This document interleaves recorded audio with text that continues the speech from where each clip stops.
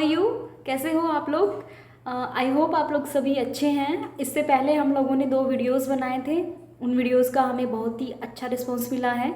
बहुत सारे बच्चे हैं जो डिफेंस में जाना चाह रहे हैं और बहुत सारे ऐसे भी बच्चे हैं जिन्होंने अपना साइबर सिक्योरिटी के अकॉर्डिंग इंटरेस्ट हम लोगों को शो किया है। Thank you for that and स्वागत है आपका टेक फैक्ट राजस्थान में। तो चलिए आज जिस सब्जेक्ट की हम लोग बात करने वाले हैं उसके बारे में हम स्टार्ट करते हैं। एक खास जो टॉपिक है वो है बीबीए एंड एमबीए।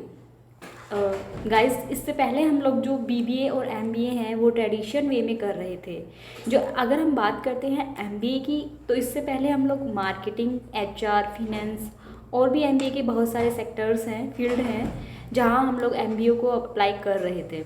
बट अभी जो रिसेंटली 3 या 4 साल पहले जो बहुत ही पॉपुलैरिटी जिस चीज़ की हुई है वो है e commerce in BBA and MBA. तो आप ई कॉमर्स के थ्रू एमबीए कर सकते हो।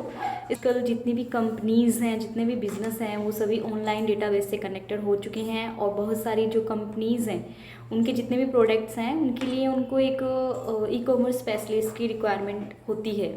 तो मैं आपको सजेस्ट करना चाहूँगी कि आप एमबीए या फिर बीबीए जो है ई कॉमर्स के थ्रू आप लोग करें। बड़ा है वो, स्टार्टिंग सैलरी का भी बहुत ज़्यादा इंक्रीज हो चुका है। इसकी स्टार्टिंग सैलरी 20,000 से लेके 15,000 तक पे कर रहे हैं।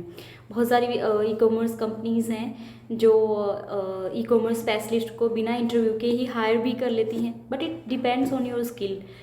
तो अभी जितने भी बच्चे पास आउट हुए हैं या कोरोना की वजह से जो सोच रहे हैं न्यू एडमिशन लेने के लिए, वो एमबीए अगर करना चाह रहे हैं तो मैं आपको यही सजेस्ट करूँगी कि आप एमबीए ई कॉमर्स से करें या फिर बीबीए, जो 12th पास आउट हुए हैं वो बीबीए जो है वो ई कॉमर्स से करें।